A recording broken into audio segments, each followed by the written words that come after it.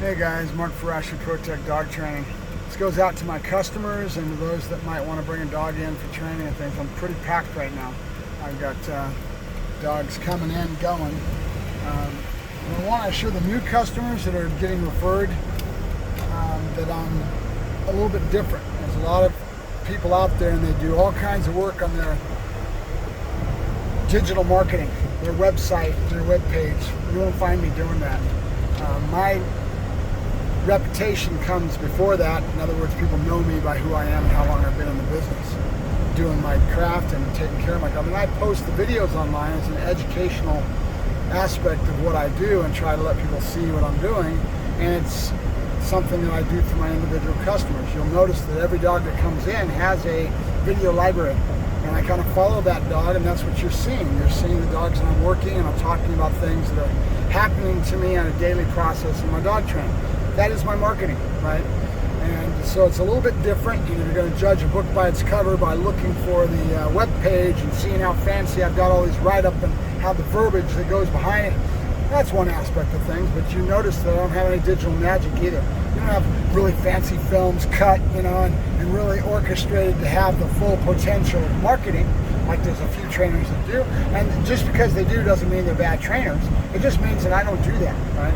I don't have the time nor the inclination to follow this TikTok and digital media that is being done by the kids. I don't care about it. And I've grown past that. I care about one thing: my customers, educating you, teaching you, and my dogs that I work, right? Fulfilling a goal and a need in that respect of solving problems, whatever it may be, behavior modification, and training dogs, and then educating my customers in such a way that they learn and grow and that they get benefited by having a very healthy and growing relationship, with their animal. That's what's important, because in the end, no matter how good I train dogs, I was just telling the customer just a couple minutes ago on the phone, it's kind of made me do this, and let me know who I was, that heel, sit down, stay is like teaching tricks. She goes, oh yeah, we've already taught the dog to heel, to sit, to this. That's behaviors. That's like teaching an animal circus tricks. I can do that all day long. But what I care about is where's the dog's head at in the work, his temperament, his demeanor, how he carries himself, right? And then your relationship with that dog. Behaviors come last. They're being done the whole time, don't get me wrong. And you're building up in that. But heel, sit down, stay, I can give a hoot about it. That's usually the last thing. They all come at the time you're doing it, building the dog and working your way through it. But I want to make sure that my customers and the people get educated a little bit that the heel, sit down, stay is not as important as where the dog's head at in the work, right? And what I do in that regards is something that I'm pretty good at, Most dogs that come back to their owners with me, they see a marked difference in the animal's demeanor and their temperament and everything else, and they start to see what I'm talking about as I educate them, right? Behaviors are important. The dog's got to do a downstay. He's got to be sound in that regards. He's got to do certain things, but I can give a hoot about behaviors as much as I do about where the dog's head's at in the work. I'll give you a good example of that. Service dog goes into public, and you see how many people that are trying to bootleg dogs into the public arena, and they put a harness on him that says service dog, and the dog doesn't carry himself in the right way. He's going off on every dog that gets near him. He's showing insecurity and fear. It's because the dog has not been worked properly, and they don't have that temperament ironed out along with the obedience, and the dog's not been conditioned and not been worked towards his overall job. In other words, the dog's got to be stable, got to be a dog you can take any place with you. That's the criteria that I require in my animals as I build a personal protection dog, something I specialize in, right? Or if I'm going to be doing, like this puppy's coming in tomorrow. This little puppy you'll get to meet, and she's going to be coming in tomorrow, and I will be doing my puppy imprint program. So you'll see some videos on that, what work I put into the dogs that I have come in. And it's kind of, how do I say it? Humbling, I guess is the best word for it.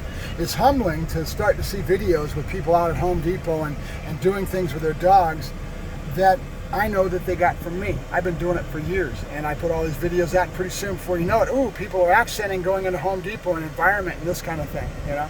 And I look at it and I kind of laugh because I know where they got it, you know. But it's all well and good. I mean, it's neat. It's like I said, it's humbling to see that, you know. I saw a trainer do a video a week or so ago out of LA here, and I know who he works with, but it was really cool. But at the same time, he was using all kinds of the fancy words, all the scientific words that were what he was doing in public. And there's no harm, no foul in that, don't get me wrong. But it was interesting, you know. He was accenting his training and putting all these fancy words on it and scientific stuff. You'll find that I don't use that many scientific names and get really into the science of things because my customer doesn't understand that as well. And I get them to point in the right direction. I'll start feeding them articles, and I'll feed them podcasts, and anything I can do to try to get their mind in the right frame of mind, realizing that they've got to get off the couch in the end, and they've got to work the dog, they have to learn and grow, and they have to put the work in, regardless of what I do with the animal. I've got the dog stable, I've got their head in the right place, I've started all the behaviors, and the dog's working. Like Draco just went home, dog's working for me like a top. And now the hard work comes. Now that customer has to get that dog's respect.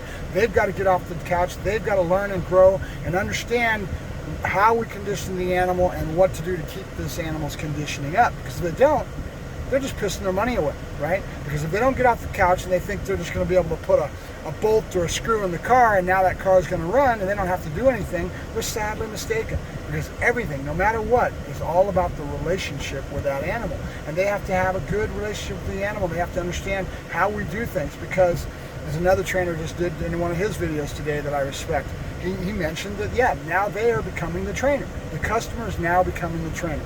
And that is so true. Because if they don't follow through with it, they don't understand how this conditioning got done, and they don't get that dog's respect in the same way, in the same fashion that I've done, they're going to be pissing their money away, right?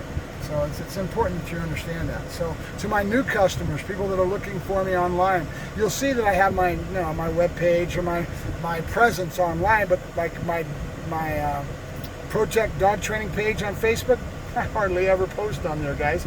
I don't work hard to use the digital media and the internet to promote myself. My reputation speaks for itself, and people get to know who I am through my reputation. Mark Ferrasci, that's why I always say it, always will go with me. No matter what, if I stopped Protect tomorrow and went to go work for somebody else and got paid a wage to work for somebody else's facility, I'm always going to have my name, right? So I've kind of changed my way of doing things over the years. And there's people that are out there doing their marketing to the T, color code, fonts, everything, and then doing the digital media. They're on Instagram, they're on Facebook, they're on, you know what I mean? They're on Yelp. You won't find me on Yelp either. Maybe if somebody said something negative, maybe I am on Yelp. I don't even know, because I don't go there. I don't care. You know, that's the social media aspect of things and the digital marketing aspect of things.